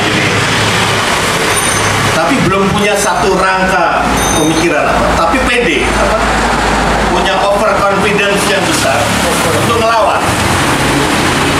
Dia merasa ini kesempatan udah matang gitu kan. Nah, manifesto komunis itu jadi buku apa semacam panduan untuk pergerakan. Ternyata dalam waktu singkat tumpas itu gerakan. Jadi Karl Marx sendiri bisa dibayangkan yang tadinya akademisi yang begitu jadi rebutan para universitas top di Eropa untuk dijadikan profesor, yang tentunya dengan honor yang besar segala macam. Tiba-tiba jadi pada nutup pintu semua. Jadi praktis dia jadi pesakitan. Nah, dari situ, dari bencana itu lahir satu pencerahan, satu ilham. Jadi kemarin itu bisa kalah sementara saya begitu overconfidence. Di mana salahnya? Usut punya usut, dia punya kesadaran bahwa dia belum mengenali betul inti dari sistem yang mau dia lawan itu. Yang dalam hal ini sistem kapitalisme yang makin menguat di Eropa. Yang belakangan juga di Amerika, tapi waktu itu masih karena era-era revolusi industri ya, jadi masih di abad 19 pertengahan menjelang penghujung abad 19. Nah itu ternyata Marx itu gelap tentang apa yang mau dilawan dari jadi sistem ini. Dia belum kenali. Mungkin dia tahu, wah ini kapitalis, ini apa, makanya dia bikin gerakan itu, manifesto komunis. Tapi dia itu belum tahu, ternyata baru masih gelap, masih meraba. Nah, 20 tahun kemudian, jawaban itu muncul dari buku yang namanya Das Kapital. Jadi buku itu bukan doktrin. Jadi waktu Marx bilang, saya ini Karl Marx, tapi saya bukan Marxis, itu apa ya? Petua kepada para penganut pengikutnya supaya jangan doktriner membaca Das Kapital itu, tapi sebagai alat bedah ekonomi politik. Maka dari itu keberhasilan dari Lenin di Moskow tahun 17 atau di Mao Zedong 1949 di Cina itu adalah berkah karena dia bisa menyerap maksud dari Marx itu bukan sebagai doktrin, tapi sebagai inspirasi sekaligus alat bedah. Jadi jawaban dari Das Kapital itu harus dijawab dari karakteristik geografis dan geopolitik negaranya itu. Nah, jadi sumbangan besar dari Marx di sini adalah dia mampu menginspirasi berbagai kalangan perlawanan itu melahirkan apa? Kalau dalam akademik namanya strategi diskursif. Jadi strategi pewacanaan untuk melawan sistem yang ada pada waktu itu, yang sudah dianggap oleh Mas Adian tadi katakan, wah ini nggak bisa diterima dengan berbagai pertimbangan, kira-kira begitu. Nah, berarti menginspirasi lahirnya kontraskema. Nah, saya kembali kepada konteks sekarang ini tadi. Jadi kalau misalnya Mas Isti mengatakan ini demokrasi prosedural, ini demokrasi apa itu namanya oligarkis ya, atau konspirasi kan. Cara itu kan nggak mungkin datang di ruang hampa, dari ruang hampa atau dari ketiadaan. Itu ada pola pikir, ada skema, ada strategi, ada sistem. Nah, bagaimana melacak cara pikir yang melahirkan tadi digambarkan Mas Isti, Bang Jalil atau Bang Adian tadi? Maka kita harus lihat pada problem penyakit simptomatiknya dulu. Apa itu? Pertama, sistem politik, ya, saya ulangi ya, sistem politik yang koruptif di semua tingkatan, baik pusat daerah, eksekutif, legislatif, dan pelaksana yudikatif. Kalau Mas Adian tadi, ini melahirkan prototipe pengurus-pengurus tadi. Nah, itu pengurus nggak hanya di pemerintah dalam tapi juga di legislatif, di yudikatif. Pengurus-pengurus ini adalah lahir itu tadi. Nah, pertama, jadi saya katakan sistem politik yang koruptif di semua tingkatan. Jadi bukan gratifikasi, bukan suap di sini. Itu hilirnya. Nah, apa yang gawat dari sistem politik yang koruptif di semua tingkatan tadi? Bahwa melepaskan hak sewa guna kekuasaan dan kewenangan kepada kekuatan plutokrasi atau yang bermilik uang itu wajar. Jadi ibarat tanah, Mas Adian punya tanah, dihak sewa gunakan ke orang lain sehingga dia walaupun tanah milik Mas Adian de facto itu itu namanya menjadi absentee owner. Jadi tuan yang tidak bertumpu pada tanahnya sendiri. Nah, itu dalam konteks kekuasaan mindset itu dibangun. Itu yang saya maksud korupsi. Jadi mewajarkan diri, memberikan hak sewa guna kekuasaan itu ke pihak lain. Yang dalam hal ini korporasi. Itu satu. Kedua, ini juga sistem. Produk hukum dan perundang-undangan dari atas sampai bawah. Karena kalau bicara perundang-undangan dan produk hukum berarti apa? Itu kan sistem. Itu kalau tidak pro konglomerasi lokal, dia pro kepada korporasi global. Jadi kapitalisme berbasis korporasi. Nah, yang ketiga, ini yang khas kita yang juga hilang. Kalau Mas Adian tadi katakan hilangnya Indonesia, apa itu? Kearifan lokal dan termasuk tentunya agama di sini yang bersenyawa dengan karakteristik geografis masing-masing daerah itu tidak lagi menjadi tuntunan menghadapi globalisasi maupun modernisasi.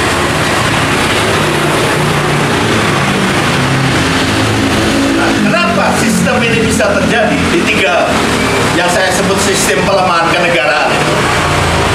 Karena demokrasi yang diusung ke sini sejak 98 itu fully, secara penuh diwarnai oleh neoliberalisme. Yang kalau kita lihat konteks Eropa dan Amerika, itu tahun 80 kan terjadi. Jadi neoliberalisme di Eropa dan di Amerika, yang ini yang gagal dibaca di bukan hanya elit ya. Kalau elit kan memang ada niat status quo memang berkuasa, tapi di intelektual pun tidak membaca betul bahwa neoliberal itu terjadi tahun 80 setelah Thatcher, Reagan naik. Betul-betul menggerus skema welfare state, negara kesejahteraan. Implikasinya apa? Korporasi mewarnai, bukan hanya di negara berkembang kayak kita, di negara induknya pun dia mendikte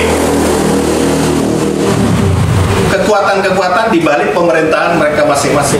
Di Amerika misalnya di balik Gedung Putih dan di balik Capitol Hill misalnya. Nah, di dalam konteks ini kalau kita mau bicara terobosan berjalan keluar dari deadlock atau full desak ya.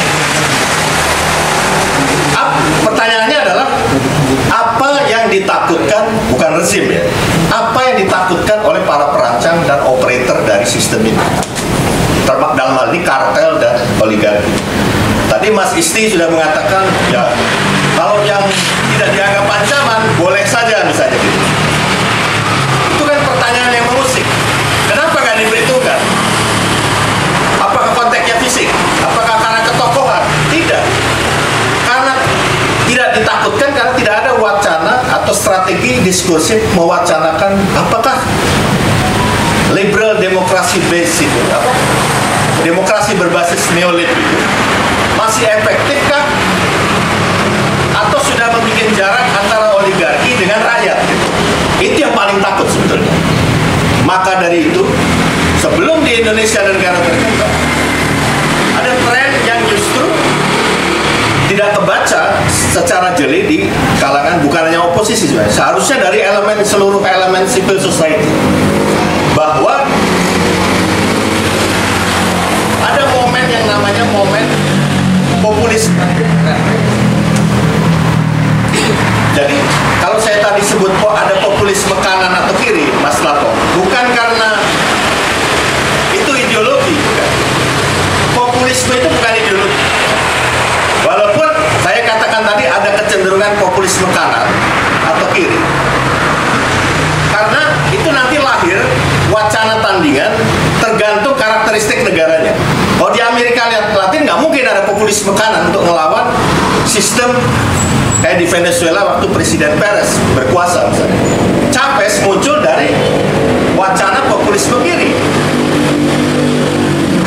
Karena Chavez kemudian berhasil secara jeli menyusun strategi diskursus tadi untuk mengkontra sistem neoliberal yang Presiden Perez. Dan itu tidak melalui paksaan, tapi melalui kemenangan demokrasi. Walaupun Chavez memang sempat coba kudeta ya awalnya, tapi kan gagal. Nah begitu gagal, bukan hanya ditahan, tapi kepangkatan militernya pun dicopot gitu.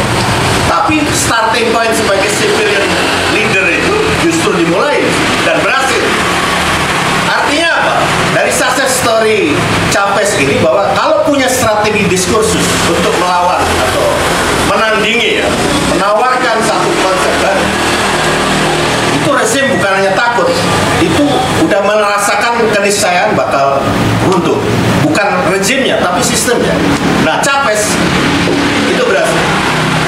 Bukan dengan Marxisme ortodoks, tapi dengan menjiwai Karl Marx tadi. Jadi, bedah dulu apa kondisi objektif bangsanya, baru susun resepnya. Nah, populisme kanan yang paling sukses story ya Donald Trump sebetulnya. Apapun ceritanya, sebagai populisme kanan bukan karena ideologi kanan, karena Trump ternyata juga cuma memperalat ultranasionalis, ultra kanan, kayak yang menentang ras, non kulit putih, menentang Hispano atau Negro, itu ternyata juga pinggiran. Tapi kejelian Trump memanfaatkan itu untuk melawan globalis-globalis yang mapan yang di Rockefeller dan jaringan Rothschild Rockefeller. Terlepas itu belum tuntas ya, tapi paling tidak wacana yang dibangun Trump itu dengan tema slogannya itu to make America great again itu, yaitu bisa mendekonstruksi. Nah, jadi konteks kanan atau kiri populisme itu bukan berarti ideologi.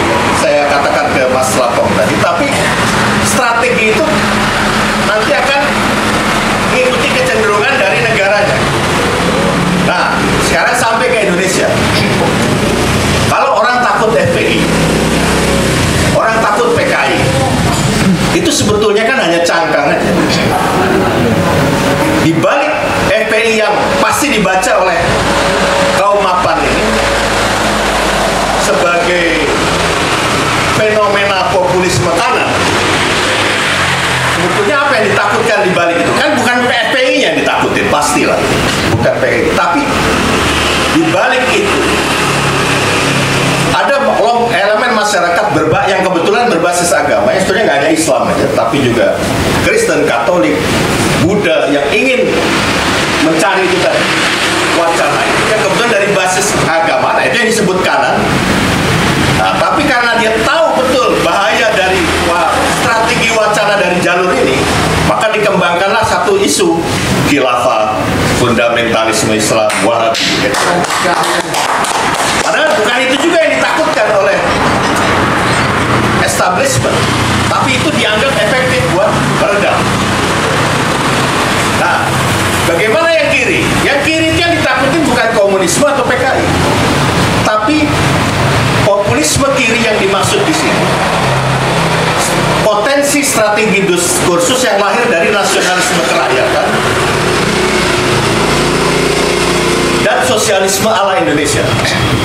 Itu yang ditakutkan. Nah, di sini yang dikembangkan bahaya laten komunisme, bahaya laten PKI. Buat cangkang juga. Karena mereka ngeri satu meja menyusun satu blueprint baru atau yang disebut dari strategi diskursus, kan lahir skema strategi rancang bangun sistem. Wah, itu sudah tanda-tanda bukan hanya soal rezim kecil itu, sistemnya sendiri pasti propos. Nah, apakah memang sudah vulnerable atau rentan betul sistem ini? Mari kita lihat keluar, jangan ke Indonesia. Baru-baru ini yang namanya Lynn Forrester de Rothschild, itu istri dari salah satu taipan dinasti Rothschild yang umurnya, suaminya itu udah umur 90 tahun, tapi dianya sendiri baru 50 tahun. Jadi masih produktif kan. Dan dia praktis sekarang ini motor dari, boleh bilang, agen penghubung antara Amerika dengan Inggris. Saya dengar yang menjodohkan suami istri Lynn Forrester dengan de Rothschild, Evelyn de Rothschild suaminya, yang umurnya 90 tahun itu Henry Kissinger, mantan menlu Amerika. Nah, apa yang mau digatukkan di dalam ini? Baru-baru ini Lynn Forrester de Rothschild menggandeng Vatikan. Tapi buat saya nggak terlalu menarik menggait Vatikan Paus Fransiskus ini. Tapi yang menarik di sini adalah dia melibatkan Vatikan dalam gerakan yang namanya Council of Inclusive Capitalism. Wah, ngeri kan? Inclusive Capitalism, Dewan Kerjasama atau Gerakan dari kapitalisme, mengupayakan kapitalisme inklusif. Bayangkan, eksklusif aja udah daya rusaknya begitu besar melalui kapitalisme berbasis korporasi, apalagi kalau nanti inklusif. Nah, tapi tema agendanya yang menarik Mas Adian di era pasca COVID sekarang. Tema sentralnya itu adalah global reset, tata ulang dunia baru, bukan tata dunia baru. Jadi berarti mereka pun sudah mulai melihat proposi sistem berbasis neoliberal yang korporasi sebagai motornya itu mulai gonjang-ganjing. Jadi ironi besar kalau di Eropa dan Amerika mulai panik, ya, mulai gonjang-ganjing. Kita masih menganggap itu normal. Karena bahasa reset global itu kan kalau kayak komputer kan di off-in terus di reset, nyalain ulang. Kalau perlu di reprogramming kan gitu. Nah, itu bisa terjadi karena pasti melihat fenomena Trump dan notabene populisme kanan atau Jean-Marie Le Pen di Prancis yang makin menguat walaupun belum presiden, tapi kan sudah mulai punya kursi yang signifikan di parlemen. Lalu di Amerika sendiri dan tentunya ke populisme kiri apalagi yang walaupun Chavez sudah almarhum tapi Maduro bisa bertahan, itu menunjukkan ketahanan nasional bahwa sosialisme ala negara yang khas negaranya itu mengakar dan susah diruntuhkan.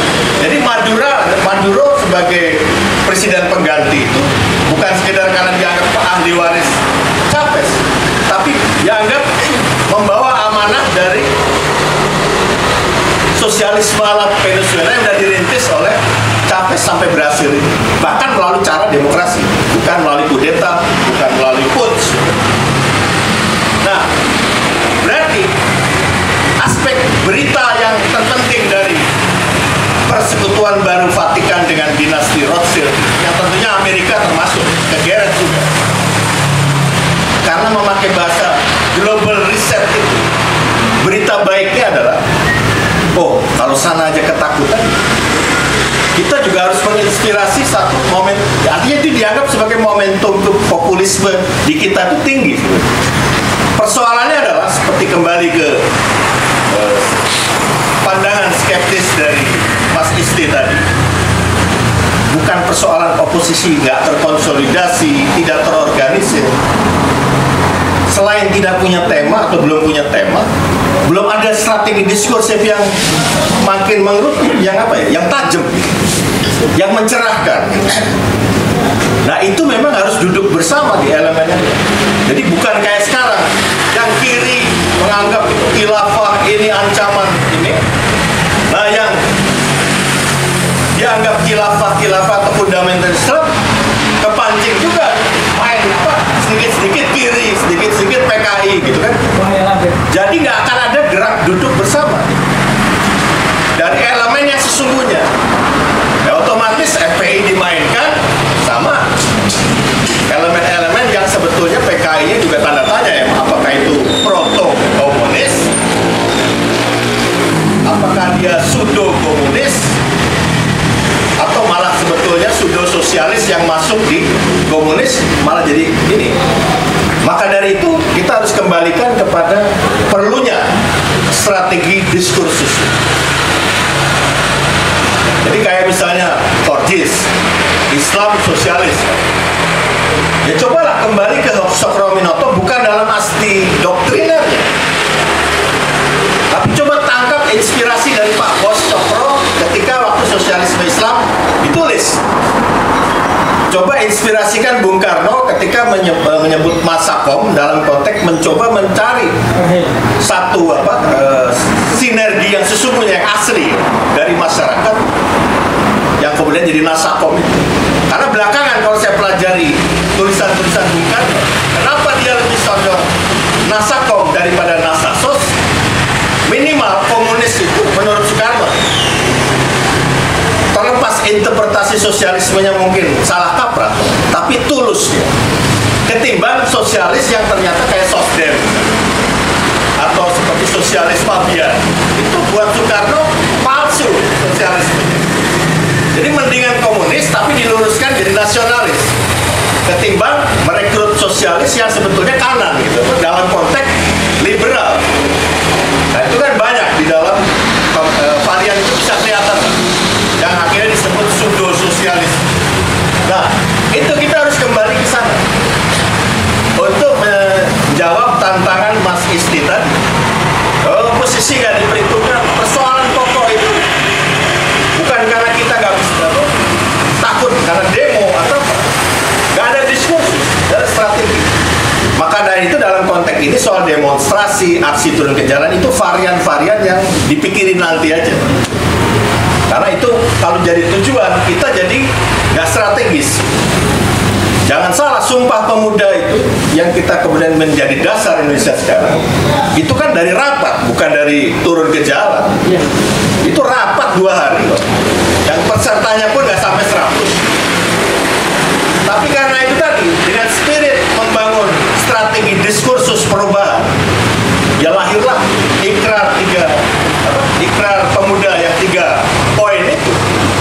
Dan itu yang 15 tahun kemudian jadi minyak penggerak dari Indonesia Merdeka itu. Jadi saya kira itu saja untuk menambahkan pandangan-pandangan tadi.